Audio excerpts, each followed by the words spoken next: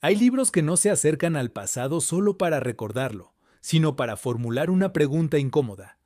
¿Cómo pudo crecer tanto una organización como Sendero Luminoso y, al mismo tiempo, por qué terminó fracasando? Esa es la pregunta que guía el libro. ¿Por qué fracasó Sendero? De Sebastião Mendonca.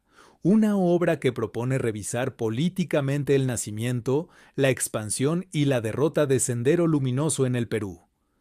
No se trata simplemente de contar una cronología de hechos, ni de repetir lo que ya sabemos sobre la violencia que marcó al país durante las décadas finales del siglo XX. El libro intenta ir más al fondo, entender qué condiciones permitieron que Sendero apareciera, por qué logró avanzar en determinados territorios y, sobre todo, por qué no consiguió convertir ese avance en una victoria política. La importancia del libro está en que cambia el centro de la pregunta. Muchas veces, cuando se habla de Sendero, se parte del miedo que produjo de su capacidad de destrucción o del impacto que tuvo en la vida nacional. Pero Mendonca plantea otra entrada. Si Sendero llegó a desafiar al Estado peruano, ¿qué explica que finalmente no haya logrado su objetivo? ¿Qué falló en su estrategia, en su relación con la población, en su lectura del país y en su forma de entender el poder? Una primera idea clave es que Sendero confundió el miedo con el apoyo. Podía imponer obediencia, podía controlar zonas, podía obligar a sectores de la población a vivir bajo presión, pero eso no significaba que tuviera legitimidad. Y sin legitimidad, ningún proyecto político puede sostenerse de manera duradera. La violencia puede abrir camino por un tiempo, pero también genera rechazo, resistencia y aislamiento. Por eso, el fracaso de Sendero no puede explicarse solo por una operación policial, aunque la captura de Abimael Guzmán, el 12 de septiembre de 1992, fue un golpe decisivo para su estructura. Esa captura marcó el inicio de una etapa de desarticulación, pero el debilitamiento de Sendero venía también de otros frentes: el rechazo de muchas comunidades, la acción de las rondas campesinas, la respuesta del Estado y los propios límites internos de una organización rígida, autoritaria y cerrada.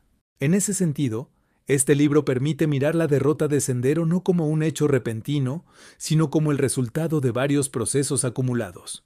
Sendero no solo fue derrotado militar o policialmente, también fue derrotado social y políticamente.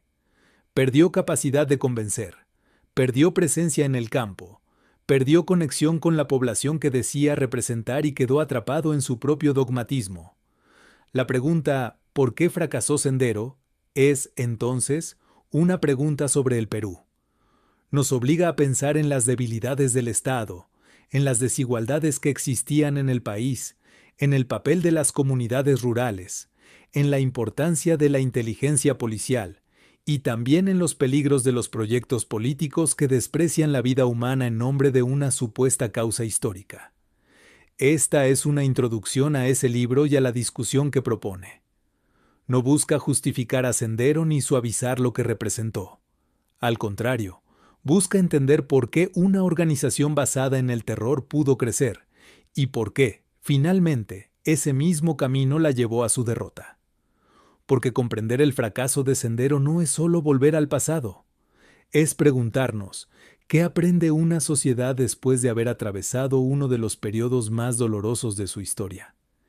Y también es recordar que ningún proyecto político puede sostenerse cuando reemplaza la representación por la imposición, la palabra por el miedo y la vida por la violencia.